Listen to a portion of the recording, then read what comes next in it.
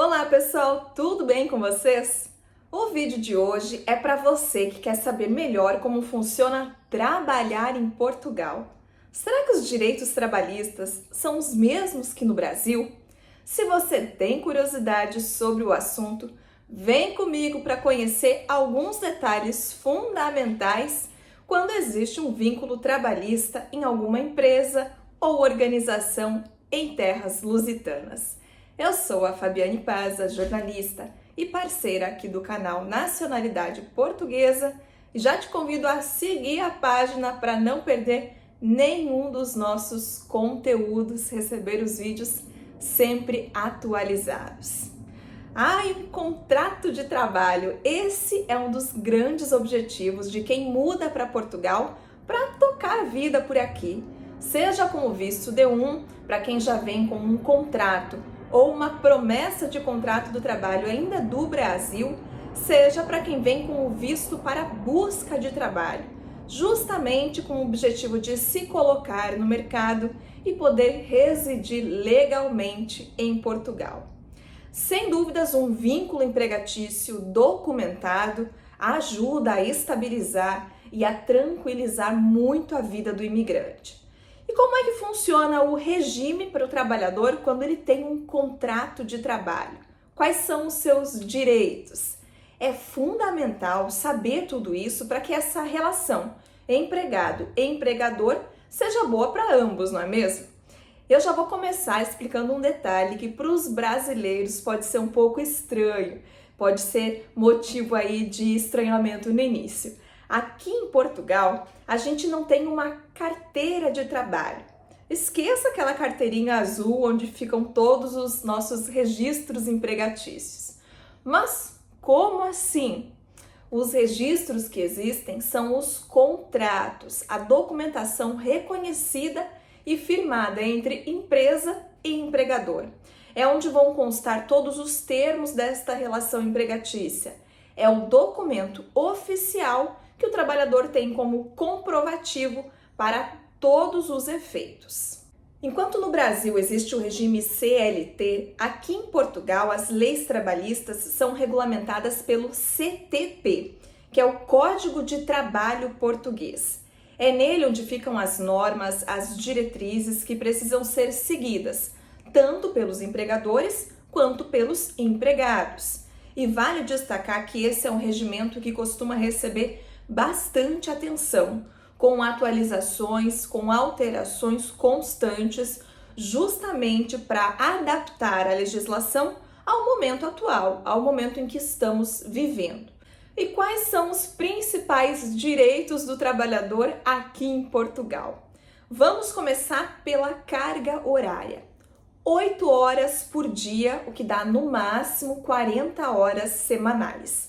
Já tem diferença em relação ao Brasil, onde a CLT coloca o limite máximo de 44 horas por semana. As horas extras são permitidas e podem ser remuneradas com um valor excedente ou então convertidas em dias de férias ou redução de jornada. Outra diferença significativa fica nas férias. O trabalhador que tem um contrato tem direito a férias remuneradas, mas enquanto no Brasil a lei estabelece 30 dias de férias consecutivas por ano, em Portugal o trabalhador tem direito a 22 dias úteis por ano, ou 2 dias de férias a cada mês trabalhado, quando os contratos forem mais curtos. E é muito curioso porque o trabalhador não precisa tirar os seus dias todos de uma vez. É possível tirar até um dia de férias sozinho. Se eu tenho um fim de semana de folga, por exemplo, e quero ampliar essa folga, eu posso solicitar um dia de férias para sexta-feira ou para segunda-feira, por exemplo. Claro que essas marcações de férias têm de ser combinadas com o empregador, mas há uma flexibilidade muito maior na hora de organizar e de distribuir estes dias no calendário. Outro detalhe sobre as férias é que aqui elas não são negociáveis, ou seja, não dá para abrir mão de nenhum desses 22 dias que estão previstos na lei. O Código de Trabalho Português não permite a troca de férias por remuneração adicional. Pelas férias, o trabalhador tem direito a um subsídio anual, que é equivalente a um mês de salário. E já falando de subsídios, vamos falar de 13º salário. Ele também existe aqui em Portugal, mas é popularmente conhecido como subsídio de Natal e também corresponde a um mês do salário, que deve ser pago até o dia 15 de dezembro. Tanto o subsídio de férias quanto o subsídio de Natal podem ser pagos também de uma vez ou diluídos. Muitas empresas colocam a opção desses dois subsídios serem pagos em 12 parcelas, ou seja, acabam funcionando como um acréscimo no salário mensal.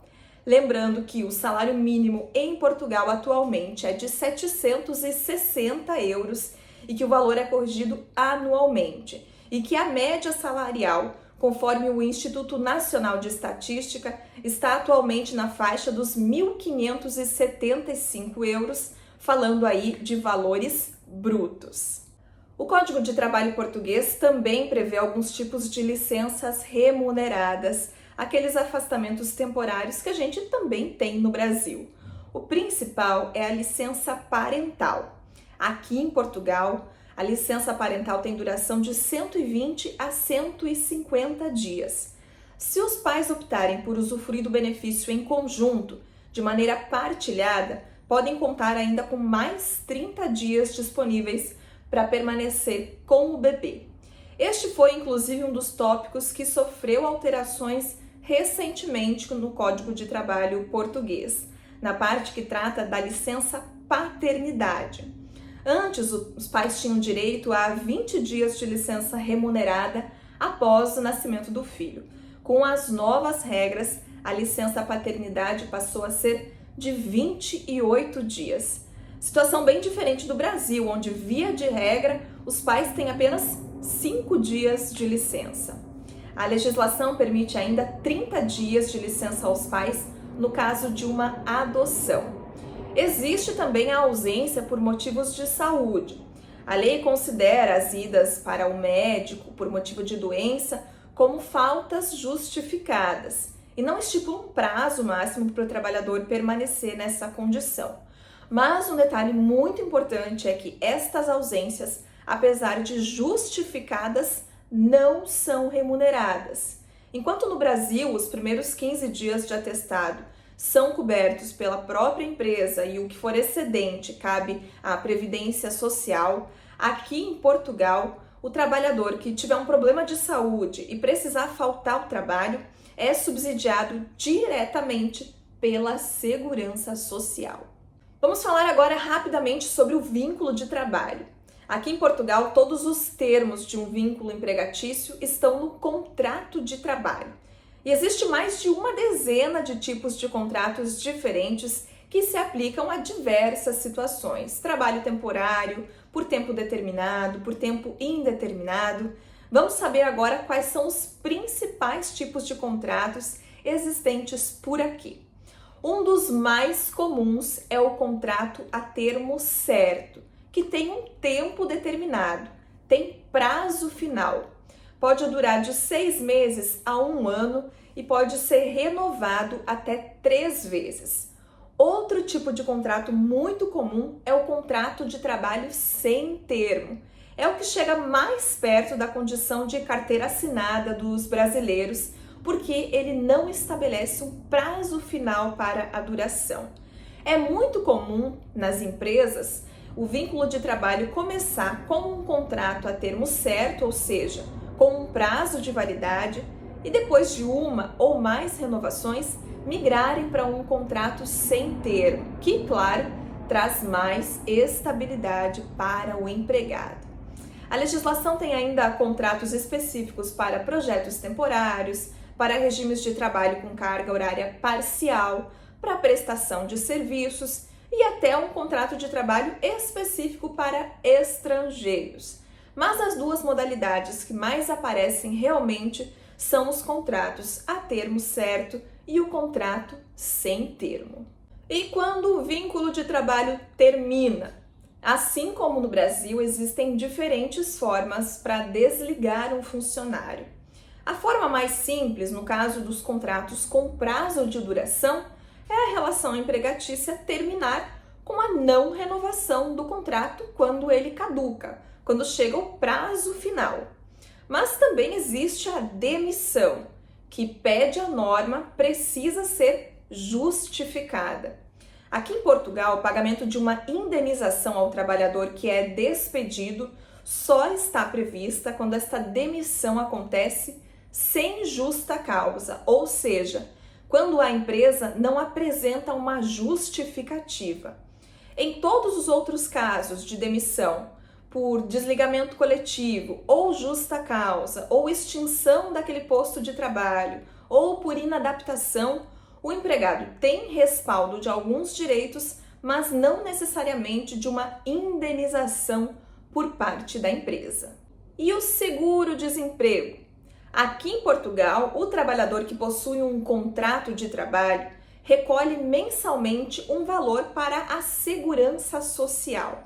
E isto é fundamental para que, numa situação de desemprego, este cidadão possa acessar o subsídio-desemprego.